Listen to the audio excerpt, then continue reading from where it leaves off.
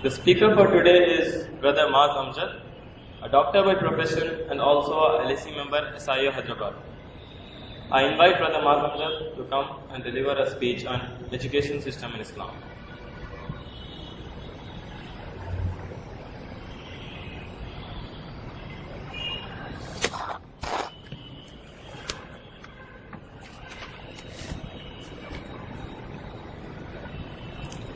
Alhamdulillahi Rabbil Alameen.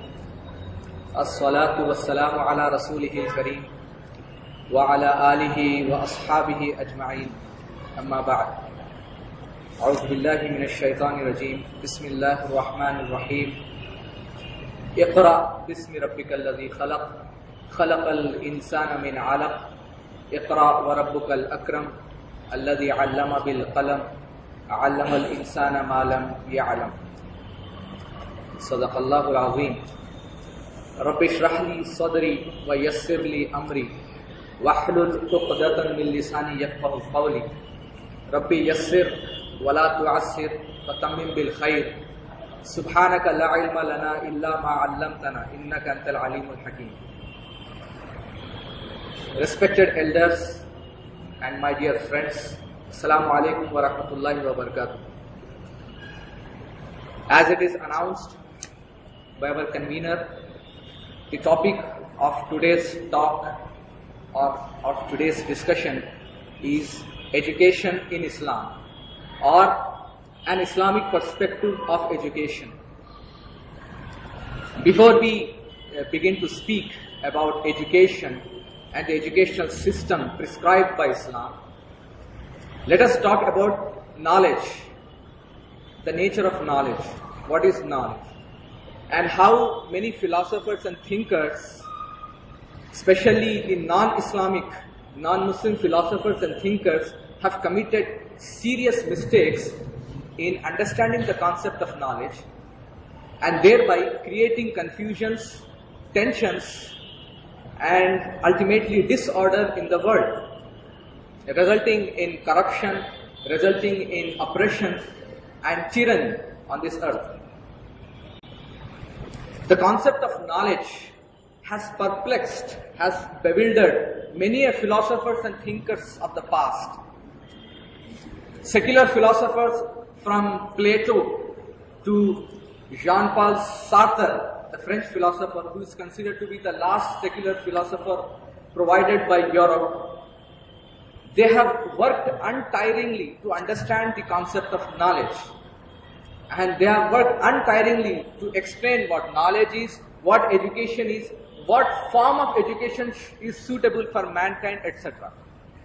And then the Christian philosophers of Europe and America, like from Saint Augustine to Jacques Maritain, another French philosopher, a very staunch Christian but a philosopher, they also have been perplexed by this concept of knowledge.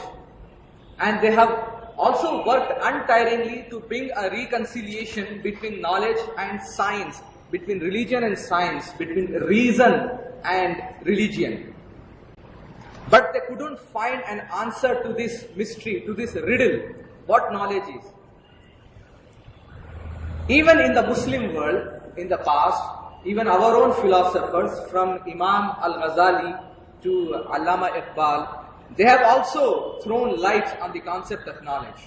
They have also spoken and written what knowledge is, what education system is better for mankind, etc. But yet, there have been some lacunas, there have been some, you can say, misunderstandings regarding knowledge. Here, I shall discuss the Islamic concept of knowledge, the Islamic concept of education, and I shall try to criticize the two dominant strains of thought which are prevalent in modern world today. The first strain of thought is that knowledge is new, N-E-W, new. The knowledge is new. This is the first strain of thought which I shall refute, inshallah. The second thought is that the purpose of knowledge is to conquer nature and thereby conquer humanity, the human races. This is the purpose of knowledge. And I shall also try to refute this.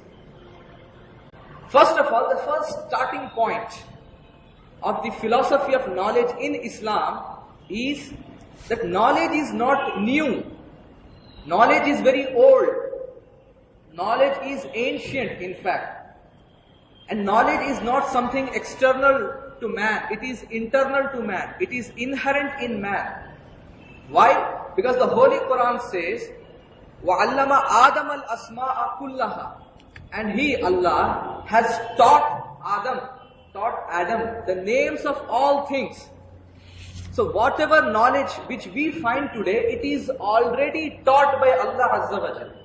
It is already taught. Man is educated by Allah since the very beginning.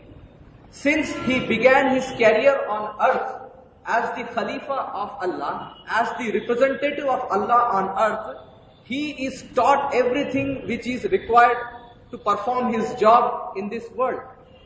Everything. Kullaha, everything, every name. By name, it means the knowledge of everything. It's a table, it's a book, it's a mic, it's a cap, it's glasses, everything is taught to him. It is in his memory pool. And what is the knowledge which we find today? It is nothing but the rediscovery of knowledge. We are rediscovering the old knowledge, the knowledge which is already imparted to us. It is not new, it is very ancient. So in Islam, the source of knowledge is Allah. The cause of knowledge is Allah.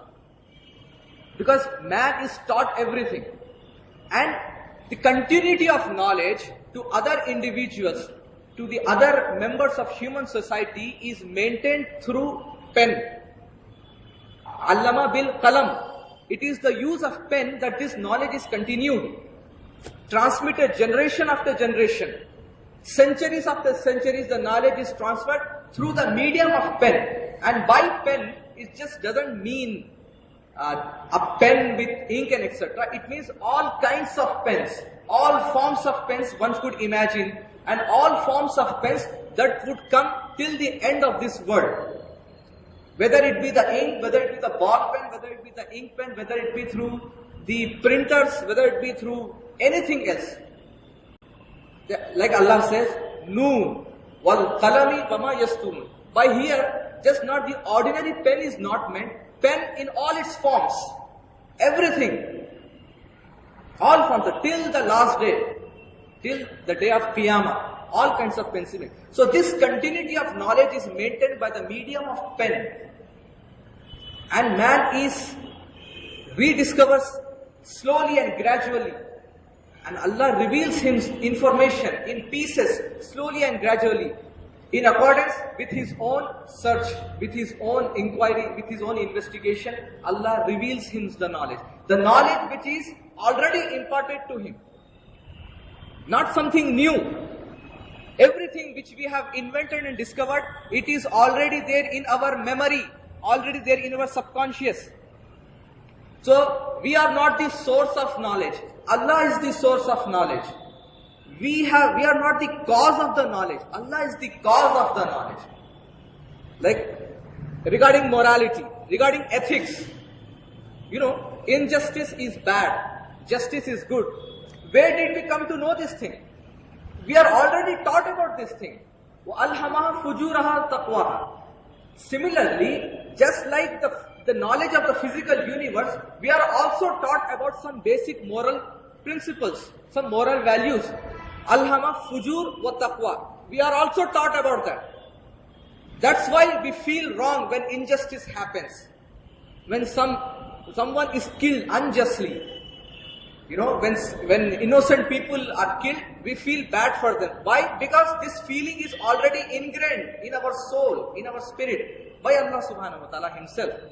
In the similar fashion, the knowledge of this universe, which is required to perform the duty of the representative of Allah on earth, is also imparted to us already, since the very outset, since the beginning of man himself. So the first thing is, knowledge is not new. Knowledge is old as man himself. Now this leads us to the second question, what is the purpose of knowledge? This second question shall also refute the second strain of thought, that is, knowledge is for the purpose of conquering nature. knowledge is to conquer other races, other nations. This is the purpose. This is what we see nowadays.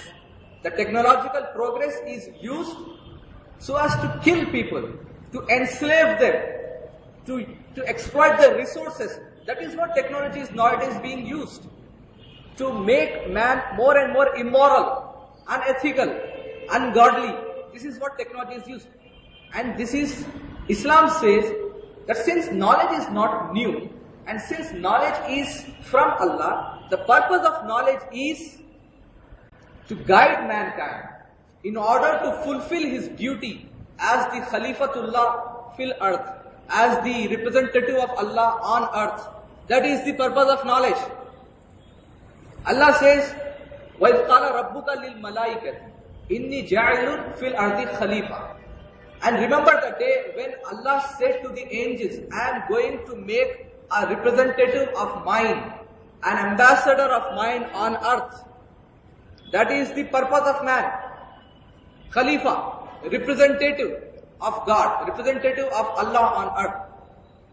The one who represents Allah, the one who functions in accordance with the will of Allah, in order to implement His laws, in order to implement His Sharia, His laws. That is the purpose of man. And He created man, He sent down, then what? Is he going to just remain there idly, doing nothing? What is he supposed to do there? So he needs something else. He needs knowledge. Knowledge on how to live on this earth. I mean, there are rivers, there are trees, there are plants and everything. What am I supposed to do with these things? Use it. How? Allah has taught him everything. These are mountains. This is how you carve them. This is iron. This is everything. Whatever man requires is already given to him. When Allah Azza wa Jal was planning man, He made man in the best possible form. In the best form. لَقَدْ خَلَقْنَا الْإِنسَانَ فِي أَحْسَنِ تَقْوِيمٍ. In the best possible form. So a perfect machine is made. But this machine cannot remain in ignorance. He needs something to perform his duty. The first thing which is required is knowledge. He requires knowledge so that he can work properly. You know, in a similar manner, like a boss of a company sending an employee to a foreign land, giving him instructions. You will meet so and so people, this is what, this is the hotel room, this is the key, this is the car, so etc. Do your duty now. Make a contract, make a business deal, whatever it may be. So similarly, the boss of this universe, Allah subhanahu wa ta'ala, sent his employee man to earth so that he can perform his duty. This is what is Khalifa, to represent Allah on earth. So in order to fulfill the job of representation, he needs knowledge. And that knowledge is already important to him. So, the second line of thought, which says that the knowledge is to conquer nature, is wrong. You know why? Because this knowledge is to use this knowledge in accordance with the will of Allah. So the will of Allah is not to conquer the nature. The will of Allah is not to enslave humanity, but to liberate humanity. That is the will of Allah. To liberate humanity is the will of Allah. And the conquest of nature, as the modern scientists claim, how wrong it is, because there is no need to conquer nature. Allah Himself said, وَسَخَّرَ لَكُمْ مَا فِي الْأَرْضِ جَمِيعًا. Everything is made subservient to Him. You don't have to conquer everything. Everything is made for you. The earth, whatever the earth contains, everything is created in such a manner that it serves humanity. It serves us. Otherwise, these things couldn't have been possible. We couldn't have these fans rotating, these lights glowing, this mic, speaking loudly and all these things. This wouldn't have come into existence if we were unable to bend them. They are made in such a manner that we can utilize them. Iron, or let's say mountains, so hard.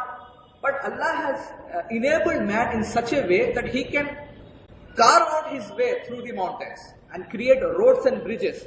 If these laws were not made in such a manner, other than life wouldn't have been possible. Life would have ceased to exist. So Allah has done the taskhir. Sakhara lakum ma fil ardi jamia. Everything is made subservient to you.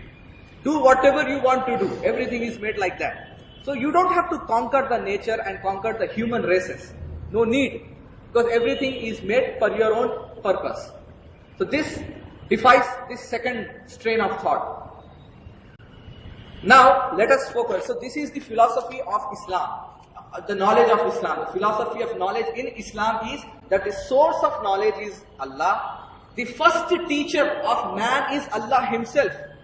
Allah is the first teacher. وَعَلَّمَ آدَمَ الْأَسْمَاءَ كُلَّهَا. He taught Adam everything. So he is our teacher. He is the teacher of our father and our forefathers and also us. And he also continuously teaches his creatures. عَلَّمَ الْإِنسَانَ بِالْقَلَمِ عَلَّمَهُ بِالْقَلَمِ عَلَّمَ الْإِنسَانَ مَا لَمْ يَعْلَمْ. The teaching is continuous. The teaching hasn't stopped.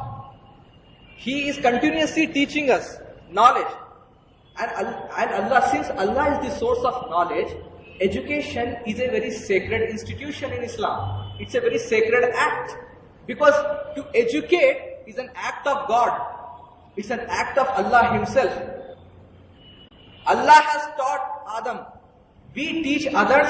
We are performing an act of Allah. Imparting knowledge to others is an act of Allah himself. And since Allah has sent many prophets and messengers, one of their basic duties was also teaching. They also used to educate people. So, teaching and learning is a prophetic tradition. We belong to the glorious tradition of the prophets and messengers of Allah who teach and who learn. So, we need to be proactive in learning, in understanding, in acquiring as much knowledge as possible. You know why? Because this world is made for us. We deserve more. We recognize Allah as our Lord. We recognize Allah as our Rabb, as our Khaliq, as our Malik, as our Muallim also. Allah is our Muallim also. So this knowledge belongs to us. We deserve this knowledge more than others. This world is made for us. We need to utilize this world in the way our teacher wants us to utilize it. We don't have to shy away from these things. Why should we? We are the actual, you can say, inheritors or the heir of this knowledge and of this wealth. Not others, not those who refute Allah, not those who are rebellious of Allah. No, not they. We deserve this more. The wealth of this world, the knowledge as well. That's why the Prophet ﷺ said that wisdom and knowledge are the last properties of a believer. It's a lost property of a believer. Now, let us come to another point, the role Islam played in creating the scientific age. The role played by Islam in creating a scientific age. You know, most of the people, they do not recognize the role played by Islam in creating a scientific environment, in creating a scientific age. Most of the people, they think that it was the Renaissance of the Europe, 14th century, 15th century. It was that period from where the so-called age of reason began, or the age of enlightenment began. But let me say this is the wrong conception, this is the wrong notion. It's not like that. The age of reason actually began with the advent of Prophet Muhammad sallallahu alaihi wasallam. The age of reason, the age of aql began with the revelation of the Holy Quran, with the advent of Prophet Muhammad sallallahu alaihi wasallam. Before the Prophet sallallahu alaihi wasallam, the age was of superstitious beliefs, of shirk, polytheism, people ascribing divinity to things that don't deserve divinity, people thinking animate things or inanimate things to be gods, and thereby restricting themselves from studying it. They have restricted themselves from studying the sun, the moon, the planets, the rivers, the trees, the mountains, etc. and everything else, just because they considered them to be sacred. They considered them to be divine. This shirk has prevented people from using their reason, from using their intellect. So with the advent of Prophet ﷺ, since shirk was destroyed, man was actually liberated. He was actually freed. Now he could think that what actually moon is. Previously, moon was a god. But now, it's not like that. Moon is just an object. A celestial object, that's it. Previously, sun was a god, but now sun is not god. It is an object. It's a star now. It's the closest star to us. So the interpretations change. The understanding of the world has completely changed. So nowhere does people nowadays, except in India, unfortunately, people worship the sun. Nowhere now. Or the moon, or anything else. So this mental revolution has come about only because of the revelation of the Holy Quran or the advent of Islam or the Prophet Muhammad. He changed this. This is the first obstacle. If this barrier was somehow removed, man came into the age of enlightenment, into age of reason, into age of progress and science, development. See, it took thousands of years for man to make, you can say, scientific developments. You know why? Why in these thousands of years? Because of shirk, of polytheism, of jahiliyyah. That has prevented them. Now Islam came. Because of Islam, first time in the world, there was a community who was devoted to knowledge, who welcomed any kind of knowledge, anything which is beneficial to mankind. This community welcomed. There was a peninsula and there was a whole, you can say, country where knowledge flourished. People respected the people of knowledge. Those who did research or scientific inquiry, they were respected, honored. This happened only in the Islamic period. Before that, scientists and intellectuals were persecuted. They were killed. They were burned alive. That's why the scientists used to do secret research. They used to do everything underground, and only individuals are interested in research. But here, not just individuals, a whole community, a whole nation was devoted to knowledge. That's why we see hundreds of scientists conducting research, and these scientists were respected, honored, and these scientists were held in high esteem in the eyes of the people. And the second thing was, not only that Islam bring about intellectual revolution, that's why which gave way to scientific development, but also it introduced another thing, practical knowledge, a knowledge based on experiments. Previously, the knowledge was just theoretical, guesswork, conjecture. In Arabic, you can say zan. It was all based on conjecture. There was no practical knowledge, there was no experimentation. You know why? The first thing is, shirk prevented them to do anything experimental. You know, how can you do experiment on animals? How can you do an experiment on cow? Cow is sacred. You can't do experiment. So all these things prevented them from doing any experiment. Besides, because of shirk and because of this divinity ascribed to other creatures, even if they felt the need to do experiments, they were afraid. They were scared of the community, of the people, of the nation. If they dared to do any kind of experiment, they would be persecuted. They would be considered, heretics, and they will be thrown out. Like, what happened in the Christian Europe. In the Europe, when Christianity was prevailing, no one dared to do any scientific research. In fact, as late as 14th and 15th century, great scientists like Galileo and Kepler, etc., Copernicus, etc., they were punished, exiled, imprisoned, put to death. They had to undergo all these things. But in contrast to this, in a very sharp contrast to this, there was Spain, Andalusia, and there was the Baghdad in the east and Andalusia in the Maghrib in the west, where science flourished, where there was knowledge. From the entire North Africa, what is called as famously called as Al-Maghrib. Not Maghrib doesn't mean the Western countries. In Arabic, Maghrib means the Northwest Africa. That is from Egypt, Libya, Algeria, and Tunisia, and Marrakesh, and Mauritania, and all those things. That is called as Al-Maghrib. Not Al-Maghrib means the Western lands. Western Europe and America. Not that. All these lands, there were educational institutions. There were scientists. I can give you a host of list of people who are conducting research in various fields, in medicine, in mathematics, in optics, in trigonometry, in ophthalmology, in chemistry. There's a list which I have prepared if you want to listen. The contributions made by Muslim scientists like there was Abu Jafar ibn al-Jazzar. He was from Tunisia and he mastered the science of drug therapy and he authored more than 30 books. No one objected. No one destroyed his books. His books were well received. Unlike the Christian Europe or the pre-Islamic Europe, the world where books were burned, scientists were persecuted and killed. Not like that. Completely different. Then there was Abdul Latif al-Baghdadi. He studied anatomy and he corrected the mistakes committed by the Greek philosophers or Greek scientists, especially related to jaw and the chest bone. And he wrote a book called Al-Ifada wal-I'tibar. It was republished in 1788 in Europe, and it was translated into Latin, German and French languages. As late as 1788, his books were being read in European universities. Amazing. Then he also wrote a book known as Maqala fil Hawas. It studied the 5 senses. Very accurate. According to the scientists, it is very accurate.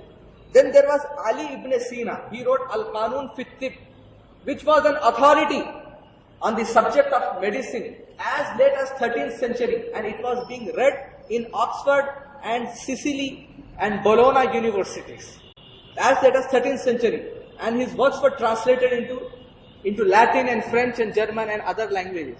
In fact, if you go to the University of Paris, in the Hall of Fame, there is a statue of Ali ibn Sina in his honor. But unfortunately, we Muslims didn't honor him, and the non-Muslims honored him. It's very unfortunate. Then there was Zakaria Qazvini, and there was Hamdullah al-Mustawfi al-Qazvini. Then there was Ibn al-Nafis. They all laid the foundation of modern medicine. They discovered the blood circulation. They discovered the oxygenated and the deoxygenated blood. The relationship between heart and lungs. They discovered that. They laid the foundations of modern medicine. Then there was Ali ibn Isa. He was an ophthalmologist and he discovered many diseases. He wrote a book called Tazkiratul Kahalin fil Ain. It was a very authentic book on ophthalmologic diseases. And he wrote on the anatomy of eye. His books were also translated into German and Latin. Then there was Muhammad bin Zakaria al-Razi. Then Burhanuddin al-Nafis, Ismail Jurjani, Qutbuddin Shirazi, Mansur bin Muhammad, Abul Qasim al-Zahrawi. All these things were notable physicians and surgeons. Then there was Al-Biruni. He wrote about the rotation of the earth on its own axis 600 years before Galileo. Before 600 years before Galileo, Al-Biruni discovered that earth rotates around its own axis. And he determined the circumference of the earth 700 years before Newton. And there was another, Thabit al-Qurra. He invented calculus. You know calculus? It is used in mathematics. You know calculus. The students of mathematics and engineering would know. Before Newton, 1300 years before Newton, it was Thabit al-Qurra who discovered the principle of calculus. Then there was Al-Battani. He was the first developer of trigonometry. Then Abul Wafa Muhammad al-Buzjani. He introduced secant and cosecant in trigonometry. You know secant and cosecant in trigonometry. Then Al-Khawarizmi. He was the first author on algebra. Then Al-Maghribi, he invented the Pascal triangle. I don't know what the hell is that. You know, these are all mathematical formulas. Pascal triangle, does anyone know what is Pascal triangle? You know. So, something, I don't know. So, he discovered that. Then Ibn al-Haytham, he was the founder of optics in 11th century. Then Al-Kindi, the first, he is known as the first Arab philosopher from Yemen. He introduced the concept of relativity way before Einstein. Way before Einstein. He was the first who spoke about relativity.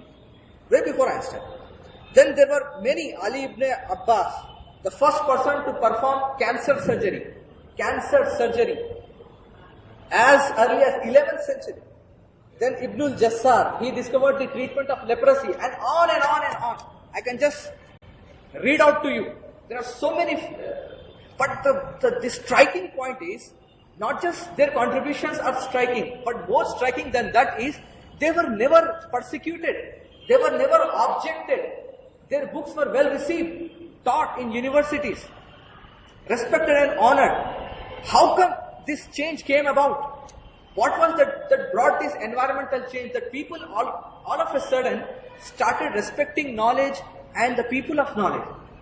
Unlike other societies, the societies based on shirk and Christianity, etc., these societies, they disrespected the scholars. And they were very dogmatic. They prevented scientific research. But in the Muslim lands, scientific research was never objected. It was always welcome. This was a change brought about by Islam. It is that this remarkable change must be attributed to Islam. It was Islam that brought this change. Otherwise, before Islam, even the Arabs and other people were also same jahils. But because of Islam, became enlightened, reasonable. They gave reason the actual place. This is the contribution of Islam. It is the Islam who is the creator of the so-called modern age. If it wasn't for the Islamic revolution at that time, which began in Makkah, we couldn't have seen any scientific revolution which we see today. We couldn't have seen any Renaissance. We couldn't have seen any industrial revolution of England or the French Revolution. No revolution we would have seen if that revolution in Makkah, if it hadn't happened. It was that revolution of the Prophet ﷺ that brought this scientific revolution. Because it broke the barrier, the intellectual barrier which were in the minds. People restricting themselves not to read, not to go there because they are sacred, they are divine and all those things. He smashed all those things. And the moment all these concepts were smashed, reason began to rule the world. It was an age of reason. Now, this is a very wrong concept that the age of reason is attributed to Renaissance. No. The age of reason is actually brought about by the Islamic revolution. You should know this very well. And you don't have to be defensive about our own history and our own contributions. No need to shy away, no need to be defensive. We were the creator of this age, the age of science in which we are living today. Unfortunately, while Muslims relegated into you can say backwardness, is because they abandoned the Holy Quran and the Islamic spirit.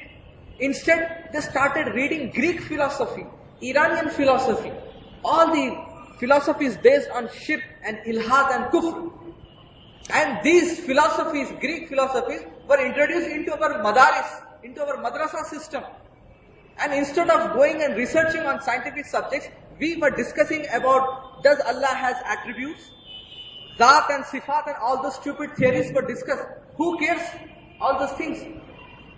The Holy Quran doesn't speak about that. The Prophet ﷺ never spoke about that. But it was the Greek philosophy. The introduction of Greek philosophy into our madrasa system. And the introduction of Sufism into our system, that has made the Muslims completely away from scientific research. Completely, totally. They hated actually scientific research. This is what happened. It is not because of the Holy Quran or the Islamic teachings. It is because of the alien teachings that brought about this downfall of Muslims. But let me tell you, now there is an awakening among the Muslims. The West is dying. And mark my words, after this, Europe and America will never rise. Will never ever rise. This is the death certificate of Allah. Even if they live for 100 or 1000 years, they could never get rid of this problem in which they are. This crisis is not an ordinary crisis. It is a death certificate. Remember this. You will remember probably inshallah after 5 years, 10 years, that these people who are now enjoying a luxurious life, those days are over. Those days are counted on fingertips now. You can count them. Within few years, their complete downfall is inevitable. No one can save them. You know why? This debt crisis, this is a harbun minallahi wa rasul. This is a harb from Allah. No one can save them from this harb now. This is a war. How long they try, how hard they try, nothing can save them. This is a global warfare announced by Allah Himself. Now who can win war against Allah? Is there anyone who can win war against Allah? Anyone stronger than Allah? No one. Even if, that's why they are bewildered, they couldn't find any solution. Just like the Holy Quran says, يَتَخَبَّتُهُ الشَّيْطَانُ مِنَ الْمَسِّ. They couldn't find, they are conducting meetings and this and that. Rate of interest is increase, decrease, what to do, European Union treaties. Nothing. They are like Majnoon. You know, they are mad people. They couldn't do anything because this crisis. And now, since the civilization is coming down, it is crumbling, it's collapsing, we need to take a forward step. We need to play an active role. We need to present Islam. We need to acquire more and more knowledge so that we can play a constructive role. It is the time to construct now. The change is happening. This change is inevitable. This process has happened. And it will come to a certain point. It is logical conclusion, it will come. By that time, we need to prepare ourselves. Intellectually, knowledge-wise, spiritually, in every way we need to prepare. So that the new world could be established by our own hands. This world is dying. We don't have to return to this world now. We need to create a new world with our own hands and in the light of Quran and Sunnah. In the light of Quran and Sunnah, we need to make this world again. These people, they have lost the ability to make the world. They are just destroying everything. It is only us who can recreate this world. But what we lack, number one is seriousness and commitment. Second, knowledge. We lack knowledge. We need to acquire the knowledge so that we can contribute something to the world.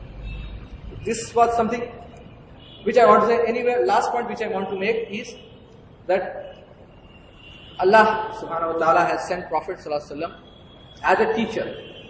وَيُعَلِّمُهُمُ الْكِتَابَ وَالْحِكْمَةِ. He is a teacher. He teaches kitab, that is the Holy Quran, and hikmah, the wisdom behind the Holy Quran, and all the ahkam which are mentioned in the Holy Quran, and all the wisdom which is contained. So there are two types of knowledge. The first knowledge is which is essential to everyone. The knowledge which is already taught to us by Allah. It is in our own selves. We are only rediscovering it. We are only rediscovering it. Second is the knowledge of the book, the Holy Quran. It is called al-ilm. This is the alim. This is the actual knowledge. You know why? Let's suppose that you are called in an office for certain work, for certain job. And you are in the office and you are told that this is the table, this is pen, book, and this is a chair, and that is the bathroom, this is the water cooler, AC. You are taught everything. Everything you know. The question is, why are you here? Why are you called to the office? Who called you? Is there any relationship between me and the caller who has called me? This is called al-ilm. Actual knowledge is this. Yes, we know this is sun, moon, stars, rivers. Okay. Why am I here? What should I do? What is this knowledge? From where can you get this kind of knowledge? So only the one who has sent us can tell us, you are supposed to do this. This is called al-ilm, and this is what is contained in the Holy Quran. The Holy Quran tells us, you are now in the earth, now do like this. Do this, don't do that.